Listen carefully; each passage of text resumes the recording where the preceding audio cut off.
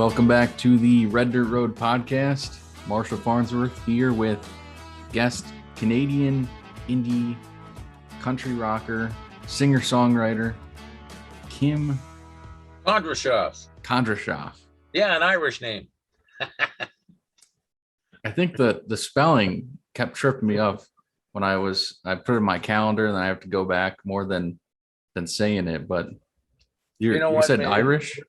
No, I'm joking, man. I mean, no, it's Russian. It's a Russian name, and it's just that too many syllables. So you're our first guest on here that's musician that's reached out to me. So how about that? Cool. Well, I'm digging that, man. I'd like to be the first. I had a guest come on here before that reached out to me, but you're the first of the any musicians. So well, you know what? You're a milestone in this podcast. Works for me, buddy. So I saw on Facebook you're friends with our other Canadian guy, Ian Krochek. Yeah. Well, I don't really know him. I mean, like, he lives on the other side of Canada, and he's East Coast. I'm on the West Coast, but we've because he's a Canadian indie country guy, our paths have our songs have ended up on the same playlist, if you might say. You know. Yep. Yeah, we had him on a couple times last year. Oh, and cool. Plan on having him again. We just kind of got into this indie country, Canadian indie country, just kind of stumbled into it. And we've had a few people, Corey Gallant, we had on here before. Mm-hmm. So yeah, we're going to get into this Brooks Dunn song and then into your album. Sure. But, yeah, real quick. I'm a big Cleveland Browns fan, NFL. Are you into the NFL or Canadian Football League at all? Well, to be honest with you, man, I mean, not really. I'm a old-fashioned fight fan. I'm a boxing. I did a little bit myself, and I watch boxing. That's pretty well what I watch. Really? Yeah, I'm a big fight fan, and usually the lighter weight classes, because the action's a lot quicker and they're faster. Heavyweights have a tendency to just sort of, I don't want to generalize, but lug around the ring and throw bombs and hug each other. And I've always sort of found their fight slower. Smaller, the lower the weight class, the faster the action is. Yeah. Yeah, I can agree in the small amount of that I've watched. In the middle of the NFL preseason, just why I brought that up. I was at a pretty cool watch party the other day for the first Cleveland Browns preseason game, so I'm super excited for the season. Well, I'm just glad that they're playing, man. I'm just glad that any sports, anybody who is a sports fan, is be able to watch a game, with the world the way it is right now. Yeah, it was the season was in jeopardy last year, and I was very thankful for it, because I generally am a sports fan, but I'm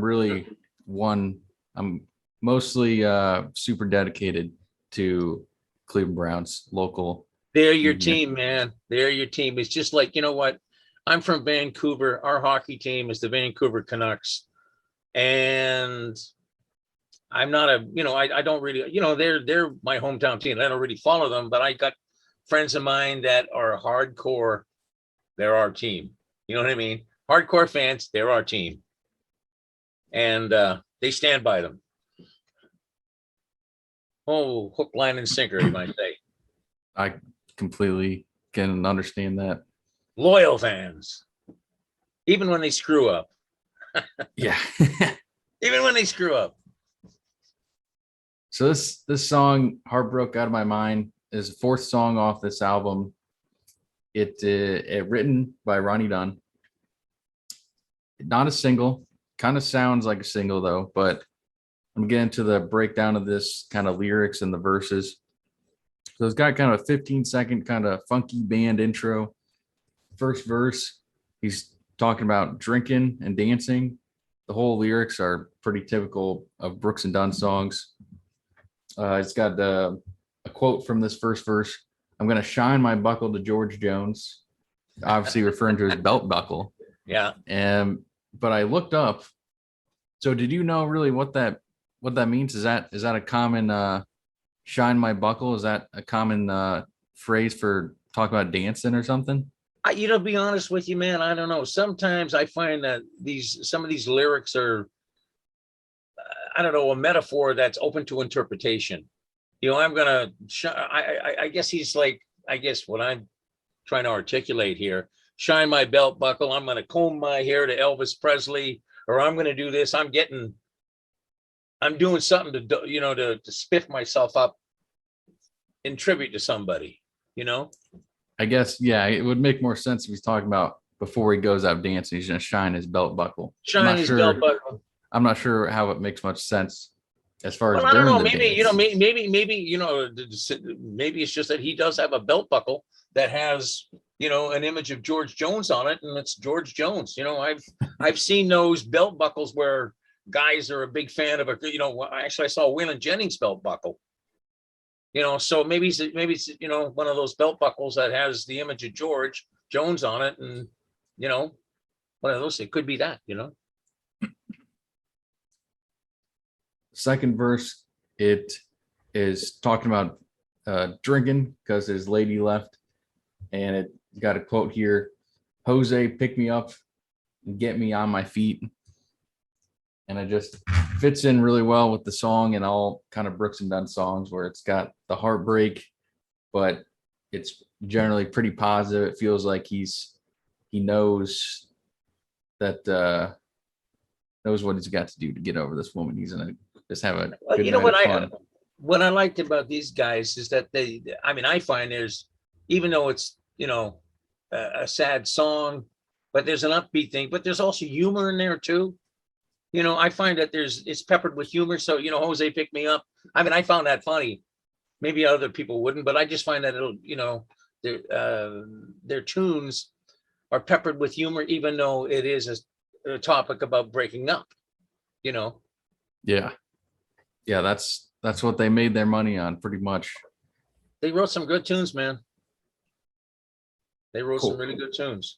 I just pulled out a few other quotes. Yeah. That I liked the chorus. It's got one. Well, of course, it says the title of the song. I'll be heartbroke out of my mind. And it says, it's just temporary insanity to get over what you did to me. Nice kind of rhyme there. And it just fits in real well. Also kind of funny, temporary insanity. Temporary insanity. Temporary being it ain't gonna last that long. A few hours at the bar or whatever. A few hours at the bar, yeah. And then maybe one of my favorite quotes of the song is in the third verse. It says, "But BYOT, I brought my own trouble tonight." That's a pretty funny one. Well, you know what? The beauty of these is these. I guess if you call it slang, metaphor, or whatever. I brought my own trouble tonight. I don't need anybody else's. It's poetry, man. I call it country poetry. That's the best way I can describe it. So that's pretty much all I have for the lyrics. So it seems like you like this song. Do you have anything else? Yeah, well, you know what? To say about it?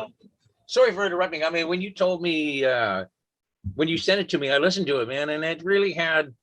I guess it sort of took me back to when I was playing full time in bars, and it just had that.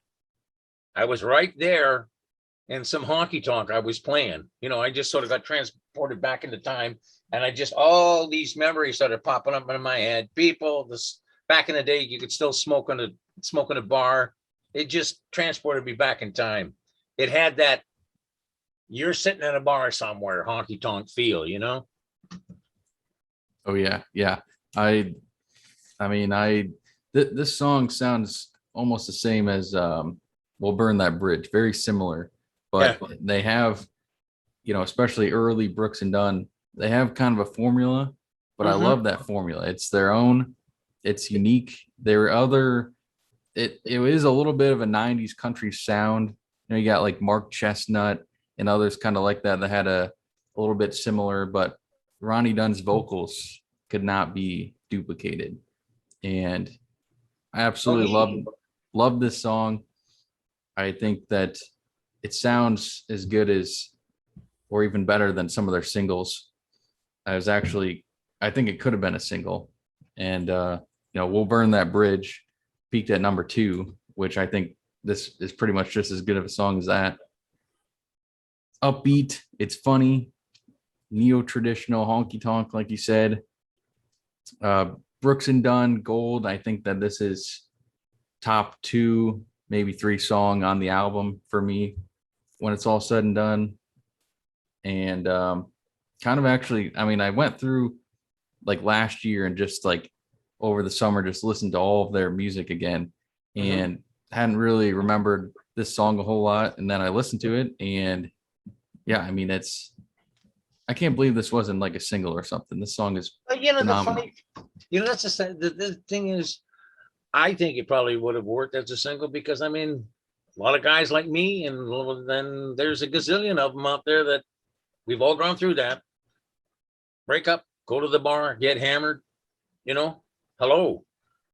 That's kind of like I don't know, a ritual or something, and we've all been there, man. So it has a real universal theme, so I'm surprised they never released it, but man, there's so many decisions on what is going to be released as a single, what's going to be an album cut, and sometimes what you think should be a single, again, like you just found this on an album, so there's been many cuts that I've listened to other people's music and I go, well, why isn't this a single? Maybe it was a record company's decision, who knows. The last thing I was going to say about this type of song to me. So we do a lot of Brooks and Dunn on here, Right. and they kind of got me into country music. One of my favorite country duo artist, musician, whatever. And this type of song is why I think they're so great, is that it wasn't even a single, and you listen to it and it's pretty much just as good as their single on this album that peaked at number 2. They had another one that peaked at number 1. So they're the furthest thing from a one-hit wonder.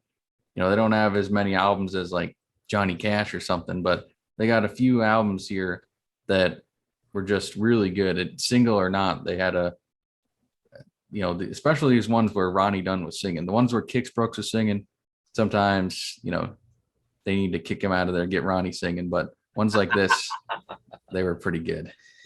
Well, you know what, man? I got to say,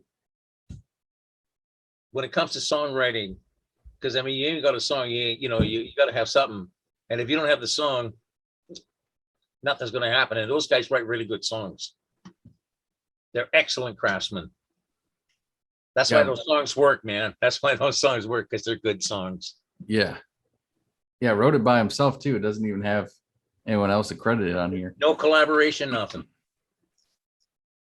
So we will get into your album, Let the Madness Begin. So there was 2 albums that you had on Spotify. Is there any other albums that you have that were not put on there? Well, I do have an EP that my girlfriend's singing on, 6 songs, called Red Shoes. And it's my gal, Sandra Capaduca, my lovely gal, Sandra Capaduca, who's singing on it. And I've got another album called Kim Kondrashoff, Now and Then, with guest artists. Yeah, the Now and Then I saw in there. I think the Red Shoes, it might have been labeled as singles, but yeah, it was probably an EP. So I guess, but yeah, I just wanted to jump to this one because, I figured it's the first album, and maybe if we have you on here again, we can talk about the next album or whatever. But wasn't really thinking doing a entire album dive, but I found it very interesting because it kind of starts out kind of country and then gets a little more rock, and there's even some jazz in there. Yeah. Interesting. So yeah, the first song, Let the Madness Begin, that's my favorite one off the album.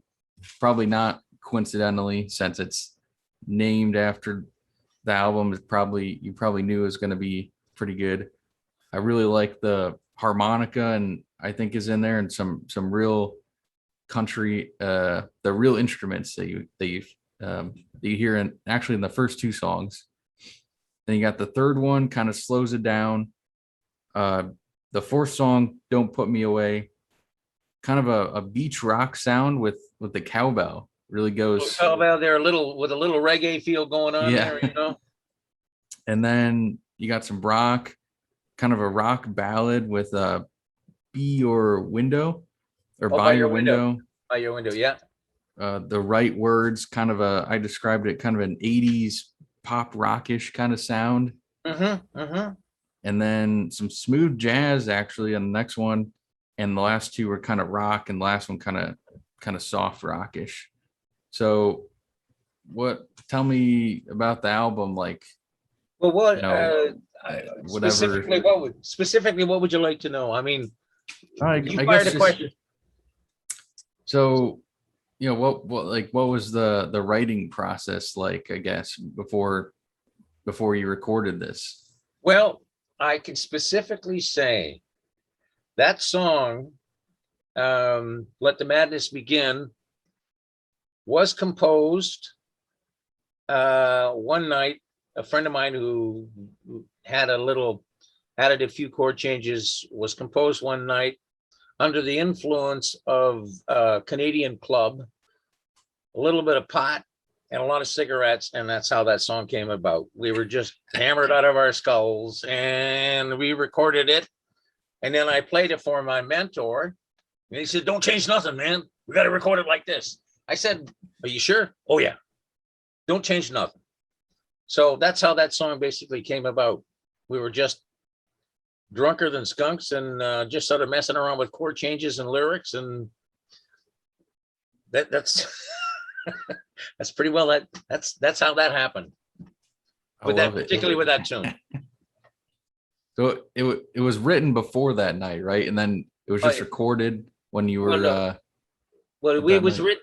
No. That night we wrote it that night, and then later on, when I gave the demo to my mentor who had the studio, he listened to it, and I said, "Well, maybe I should change this." And he said, "Don't change nothing, man." I said, "Are you sure?" He says, "I'm definitely sure." I said, "What about the lyrics?" He said, "The stream of consciousness. Don't change nothing." The I hook love it. song. I'm glad it was not changed because I like so yeah. What about, kind of the sound of the album? How it's like starts out kind of country and there's a lot of rock. Is that kind of just the type of music that you play? Well, you know what? Just It's kind of different. blends. I guess what it is that because I played in cover bands, and we had to, we'd be playing, what was it? An Empty Bottle, You're Still on My Mind by George Jones. And, we'd be playing that. And then we'd be playing something like John Cougar's Hurt So Good, because you're playing a cover band, you cover it all, right? So I've got a lot of different influences, and I'm a real big country fan. And so there's the country influence, and then of course there's the rock influence, and there's the jazz influence, because the music that I've listened to and some of that I've played commercially has obviously influenced my writing and how it comes out. What would you say is your favorite song of this album? Oh man, you know what? Here's the weird thing about that. On any particular day, one will be a favorite, and then it'll change. You know, it's odd like that. I could say, well, maybe I'm sitting around getting drunk with a friend of mine. Let the madness begin. Yeah, and then maybe the next day, if I'm sort of a little bit on the blue side, the last tune, Rock and Roll Darling, might be, it might be that one. So it fluctuates. I find it very, very, very hard to be objective about my own work, because as they say, you're going to always be your own worst critic, you know? So they change. My favorite tune changes by the day. As a matter of fact, since I sent that to you, I don't think I'd listened to that album in a long, long time. It's kind of going back and, revisiting an old friend, and it was recorded analog with tape back in the good old days, So not digital. when was this recorded? Well, to be honest with you, sir, it was recorded in 1995. All right, so not too far off the this Brooks and Dunn song that we're talking about No, right no, now. no, not at all, man. I Way was back. thinking it was around 2012 because that's when it was put on there, but No, I know. Well, yeah. that's when it was reissued.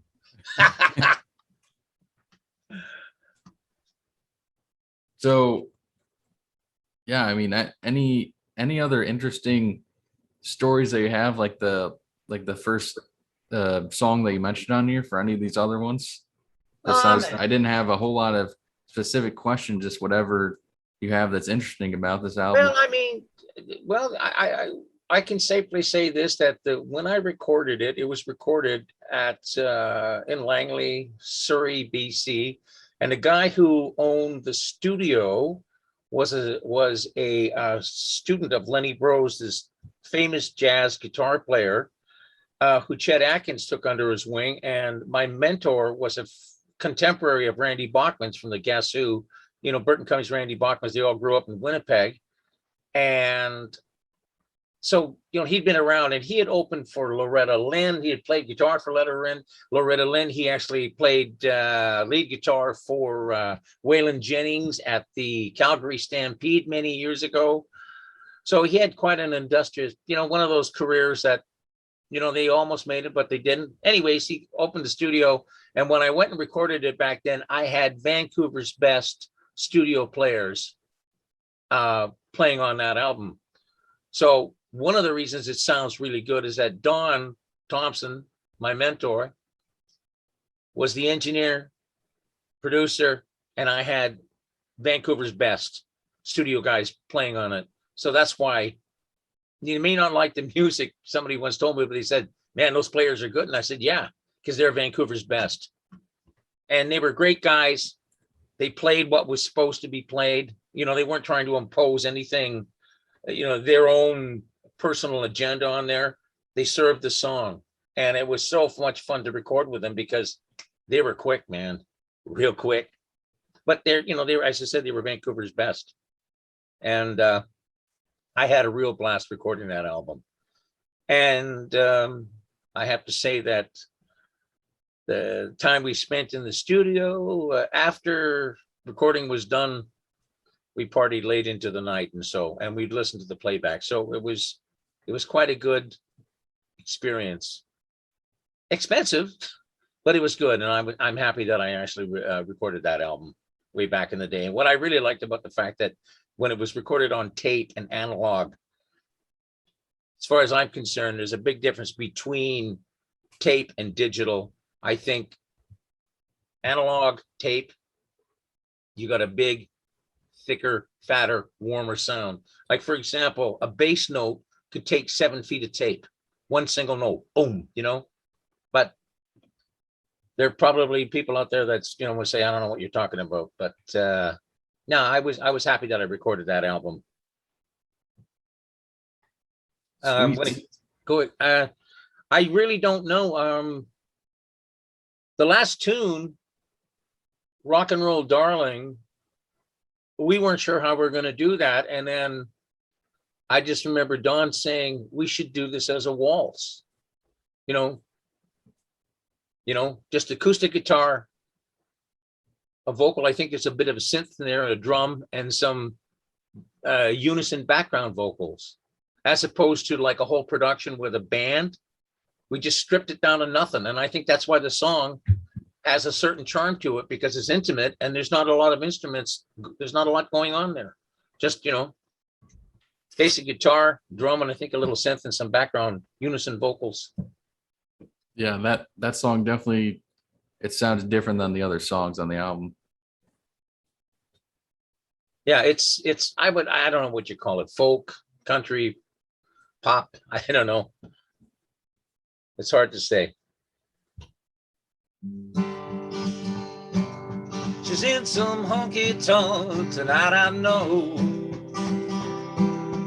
Dancing where the music's loud and the lights are low. In a crowded bar, she likes to hang around.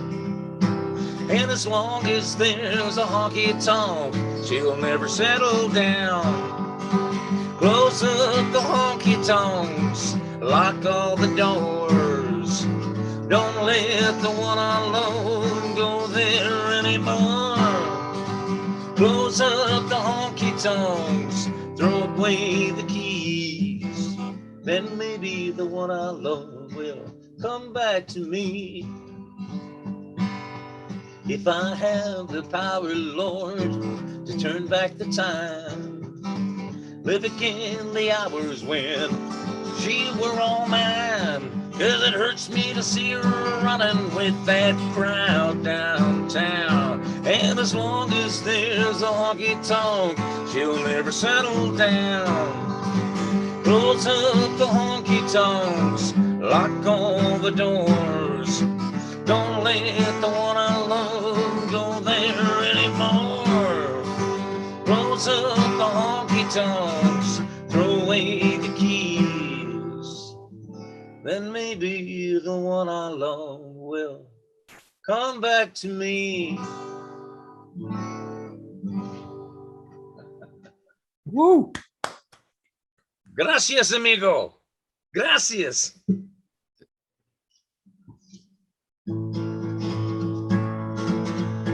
What am I? I'm sorry there. Just what is that?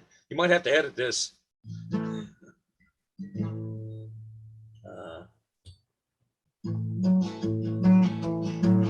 I pulled into a roadhouse in Texas, a little place called Hamburger Dance. I'm gonna put a corner in that old jukebox and play that truck driving man. So pour me another cup of coffee, for it is the best in the land. I'm gonna put $1 in that old jukebox and play the truck driving man. When the waitress then brought me some coffee, I thanked that little honey once again.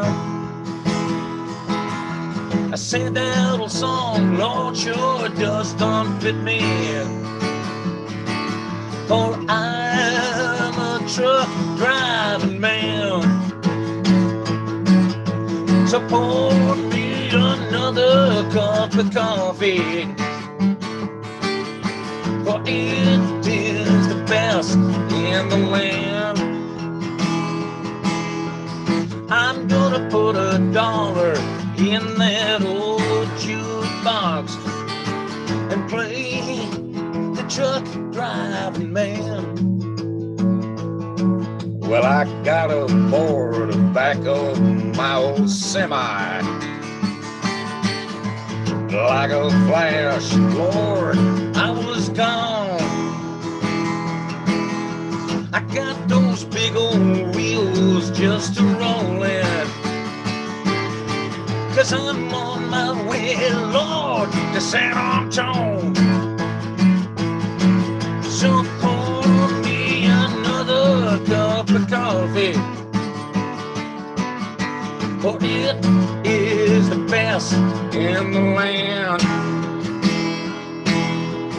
I'm gonna put $1 in that old jukebox and play that truck driving man. And play that truck driving man. Oh yeah. Sweet. I love it. Sounds good. Thanks, man. Well, listen, Marshall, listen, man, I just got to say thank you so much for having me. And thank you so much for getting us indie guys out there and, letting the world hear our music. It's just very, very cool. And there's an old saying, if it wasn't for guys like you, us indies wouldn't have a voice, man. So I'm just very appreciative. I all I do is look for if you got the country sound, which you got some rock in here too, which is cool. But I just try to stay away from the pop country. I'm out here for the Oh, for the hey, real listen, country artists. you got it, man. We're on the same page with that. Pop country. Well, I was going to use them expletives, but I ain't going to be doing that. But you know where I'm coming from, man. When I think about pop country. Oh, I know. There's a festival in Ohio, and usually it's what's called the Country Fest, and Uh-huh. usually it's one weekend a year. This year they actually had two different weekends because they didn't have it last year. Yeah. And I'm like looking at the country artists, they're all kind of newer, Yeah. and there was only one day that I bought a ticket. Like there's basically 5 of the 6 days were like these pop country guys mostly, Right. and so that's how like mainstream country is now. It's this country pop, but there's a lot of new country artists that are real country, kind of in the indie world that are still real popular. Culture Wall, I'm sure do you know him? No, I don't, man. Hey, He's go on ahead. the Canadian side. Oh, okay. I'm a bit of a dinosaur, I have to be reminded because I'll tell you, there's some young cats out there, that are really good that I've never heard before. Back in the mid 80s, I remember it was guys like Dwight Yoakam and Steve Earle that brought back the honky tonk. I mean, unfortunately, back in the day, Chet Atkins, who I respected as a musician, but took over RCA and they homogenized country music. They made it more sort of pop, palpable to try to cross over into other markets. And I guess that's all cool, but man, I got to have that twang. I got to have that hurt. I got to have that. You know what I'm talking about. Oh, it's completely different genre. It's Well, what I don't understand is that my mentor played a song by Faith Hill. And I tell you, it was released as a country record, okay? As far as I'm concerned, it wasn't country. And my mentor laughingly says, "Oh, yes, it is." I said, "How's that?" "There's a steel guitar in it." This song was a funk pop tune, disco. And I went, "How is this country? Like this doesn't make any sense to me." Or what do you call it? Rap country? No, no, no. All I'm saying is for me, it don't work. If somebody else likes that, all the power to them, man. But,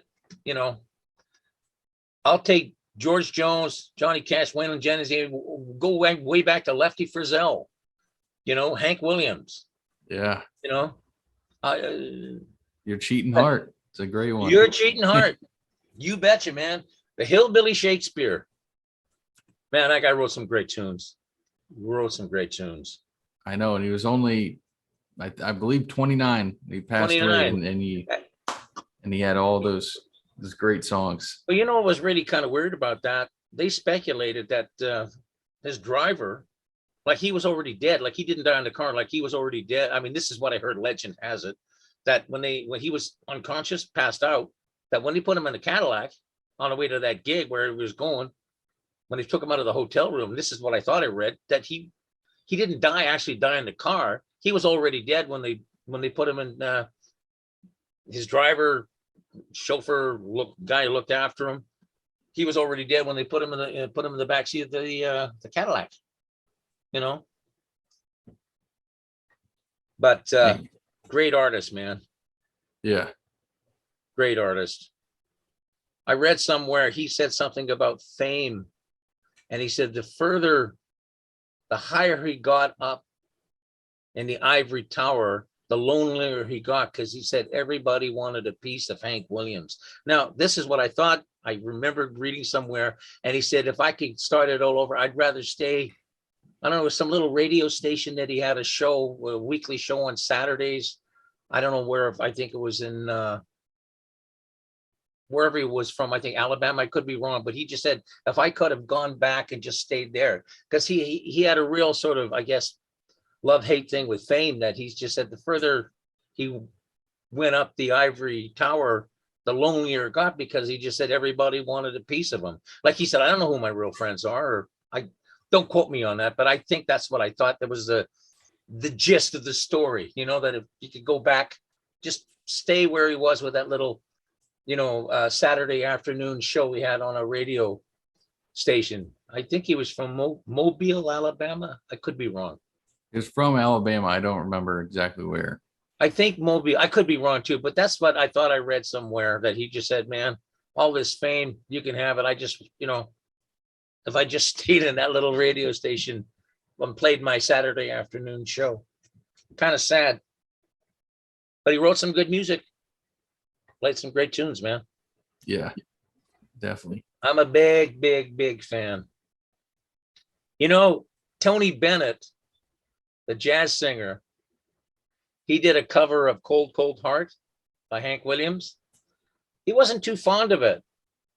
But once the money started rolling in, you know what he said? Man, that's a good tune. That's a real good tune. I like Tony Bennett, but I didn't like his version of it because it sounded too much like like an opera tune or something, Why can't I free your doubtful mind and melt your cold, cold heart? Not for me, man. No twang, no bang. I've not heard it.